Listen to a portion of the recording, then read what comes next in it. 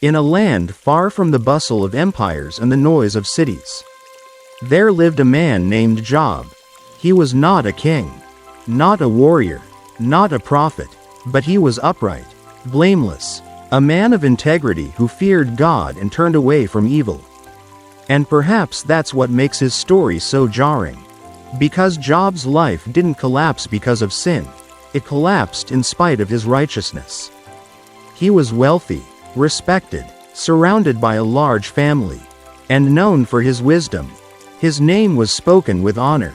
His gates welcomed guests. His table never lacked.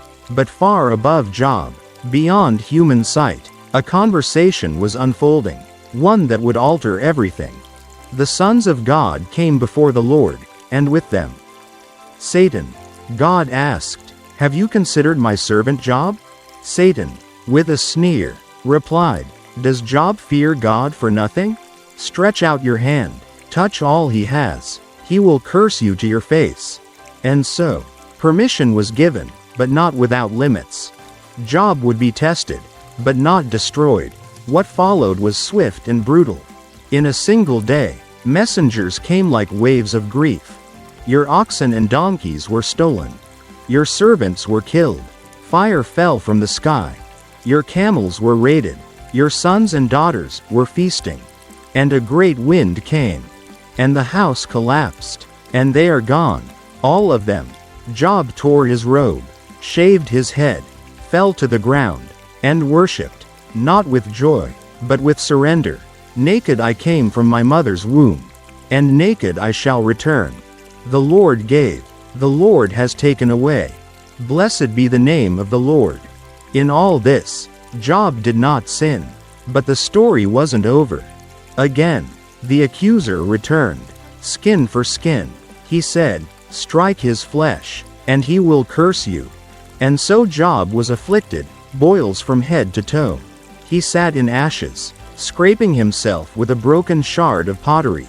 Then came the voice of his wife, raw with grief, twisted with pain. Do you still hold fast to your integrity? Curse God and die. But Job, still clinging to reverence, replied, shall we accept good from God and not trouble? He did not know the conversation in heaven. He did not see the hedge lifted. He did not hear the accusation. All he knew was loss, pain, silence. His friends came, Eliphaz, Bildad, Zophar. They sat with him for 7 days. No words, only weeping. But silence has a way of provoking questions. And when they finally spoke, their words stung. They believed they were defending God. But in doing so, they indicted Job. You must have sinned, they said. No one suffers like this without reason. Job, confused and broken, protested his innocence. He demanded answers. He pled for clarity.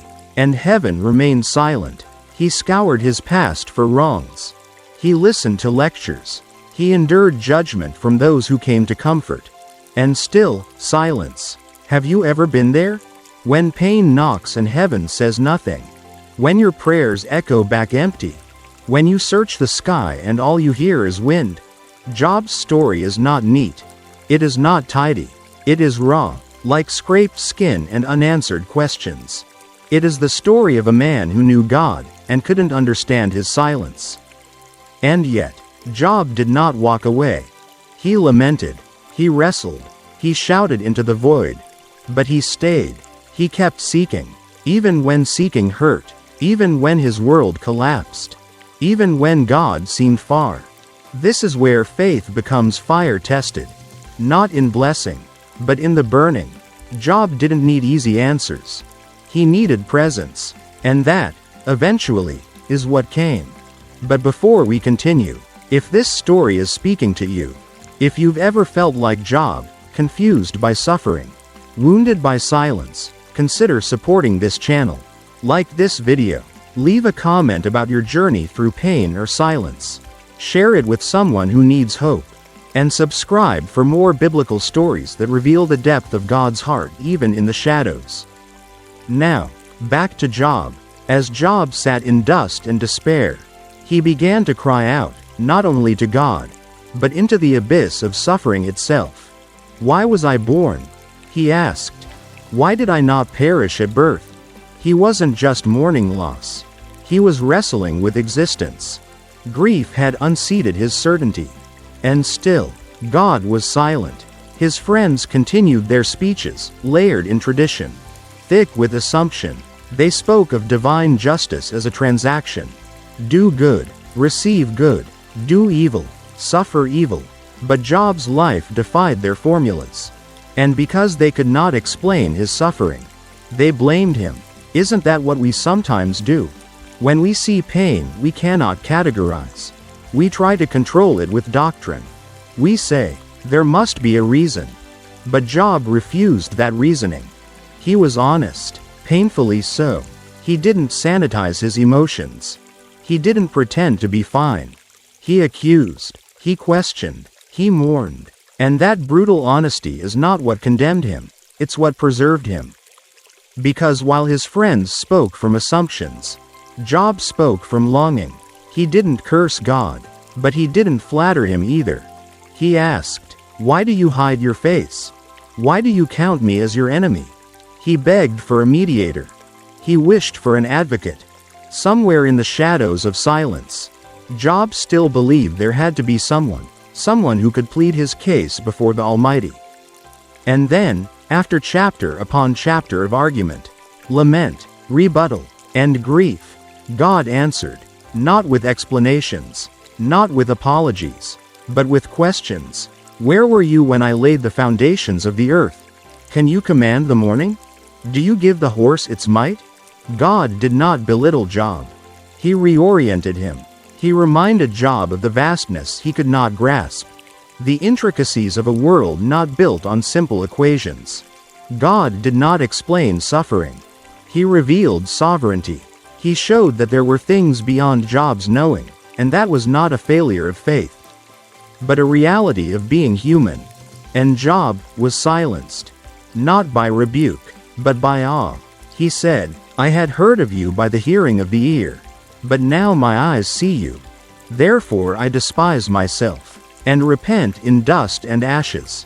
It wasn't that Job had sinned to cause his suffering, but in the face of God's majesty, Job saw his own smallness, and in that humility, he found peace. God then turned to Job's friends, not to commend them, but to correct them.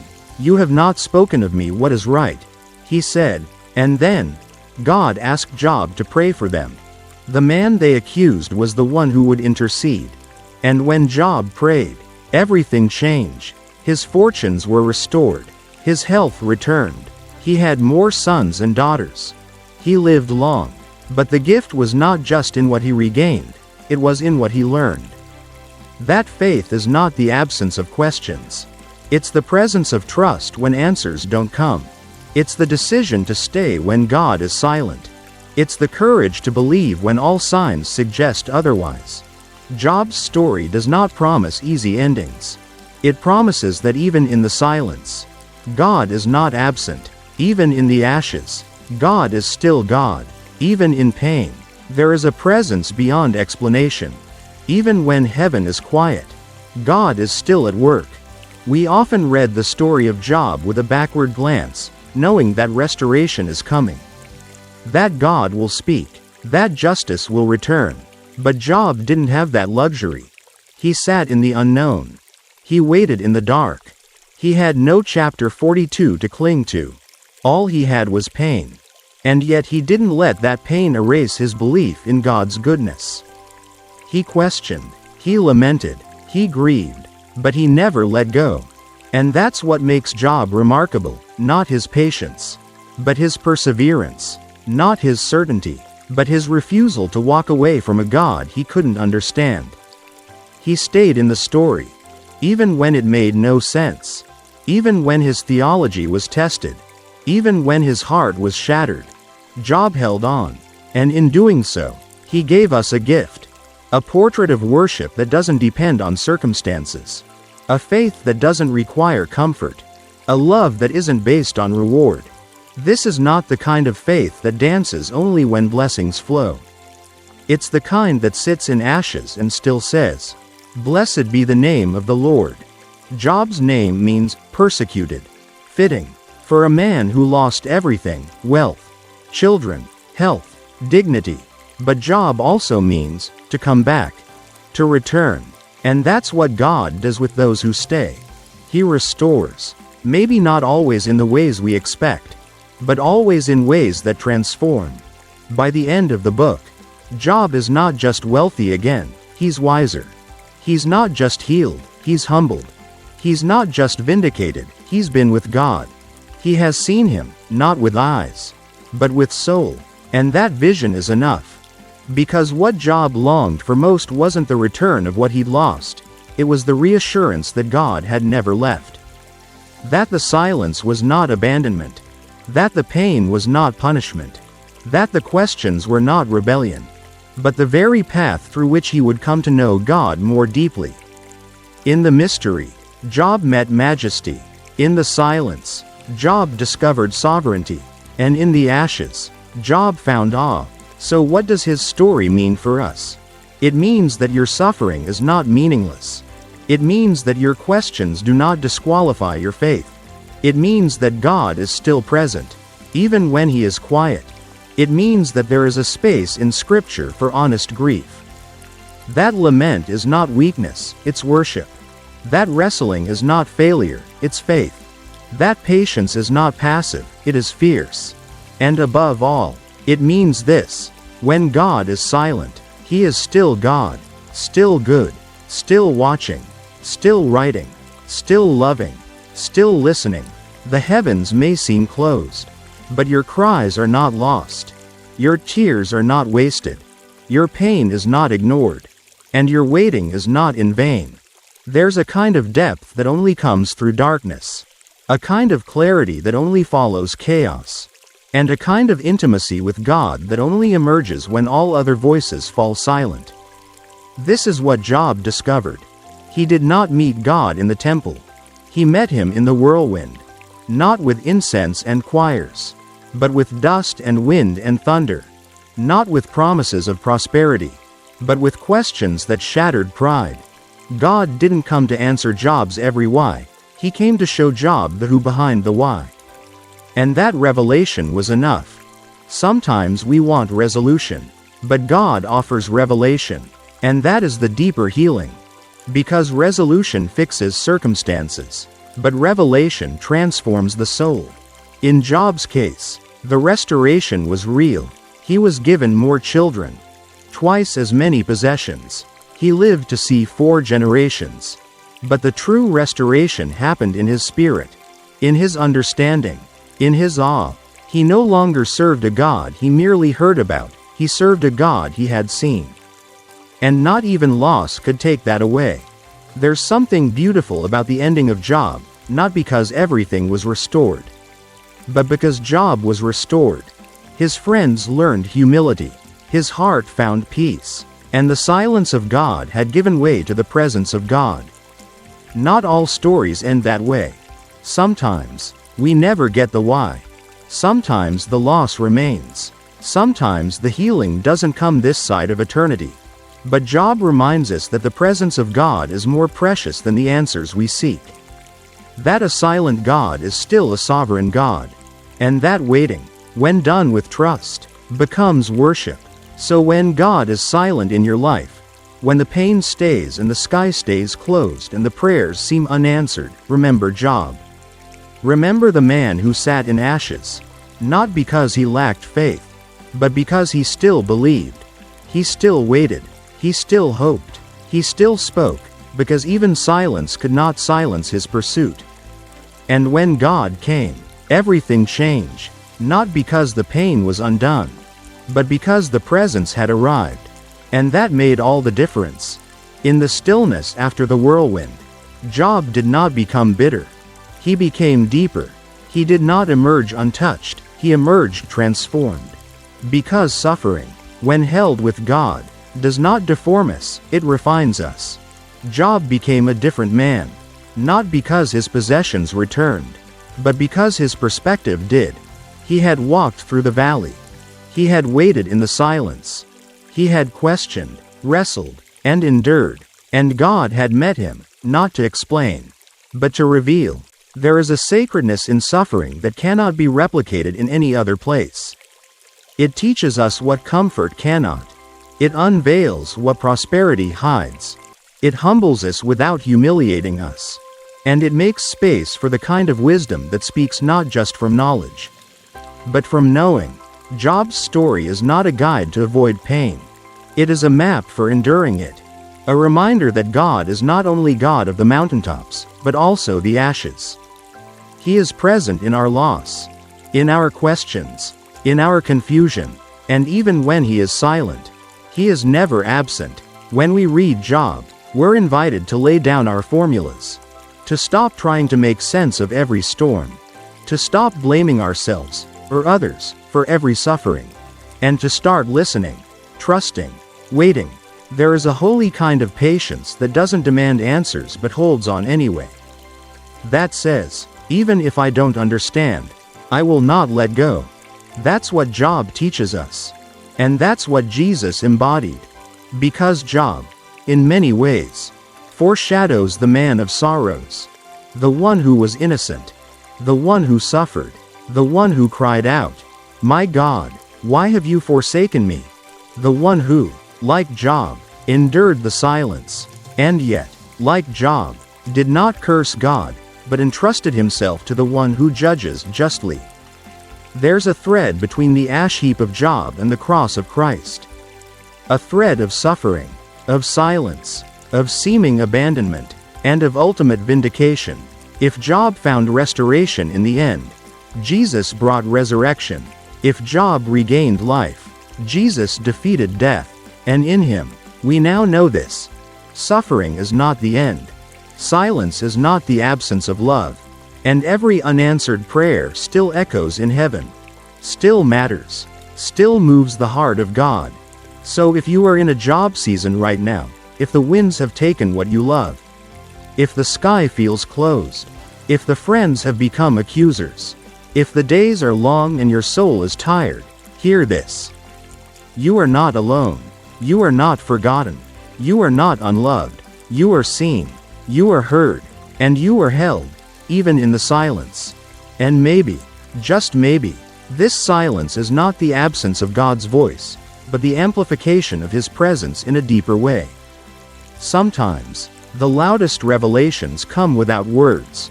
Sometimes, God teaches through absence what we never learned in abundance. And in that space, your soul can grow roots. Roots that go deeper than understanding. Roots that drink from the unseen wells of trust. That's what Job's life reveals. He was not perfect. He was honest. He was not fearless. He was faithful in the dark. He didn't pretend to be strong. He didn't pretend to have it all together. He brought his lament straight to the throne of God. And God honored that. God called him, "My servant Job."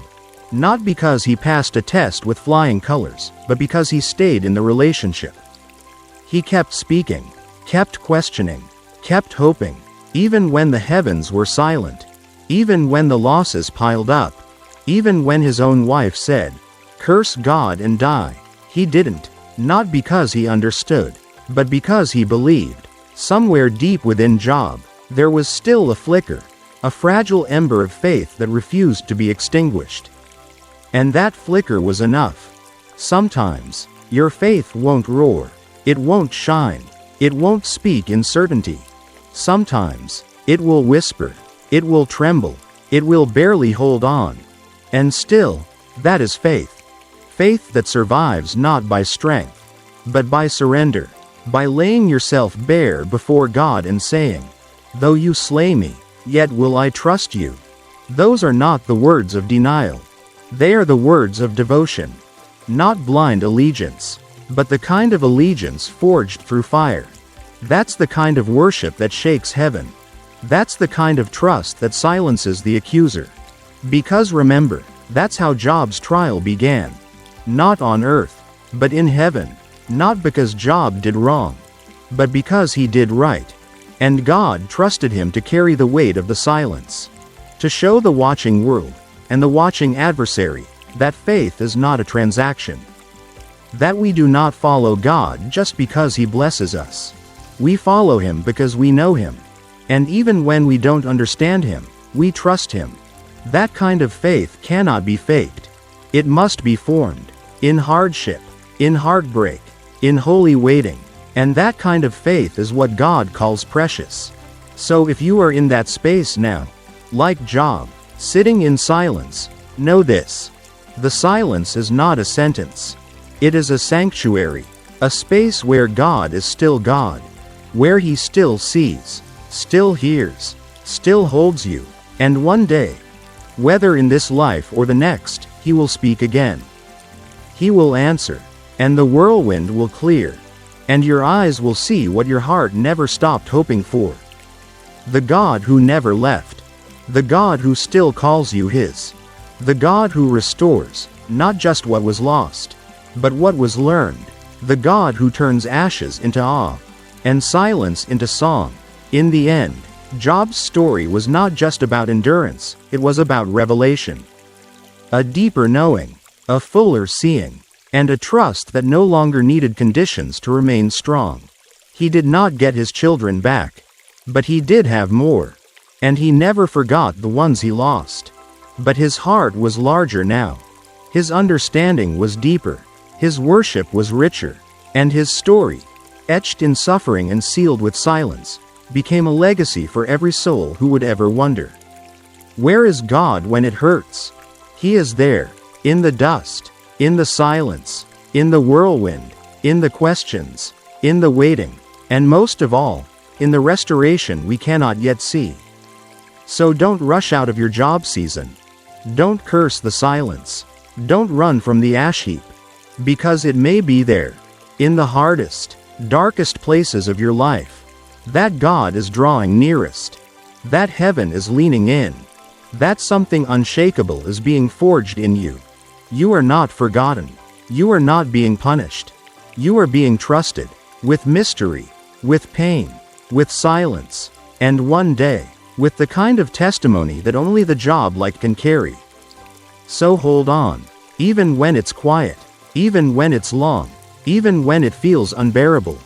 Because the God who was silent in one chapter will speak in the next. And when He does, your soul will not just be comforted, it will be transformed, and you will say, like Job once did, I had heard of you with my ears, but now my eyes have seen you. And that vision will never leave you, not even when the silence returns. For once you've seen God in the ashes, you'll never doubt His presence again.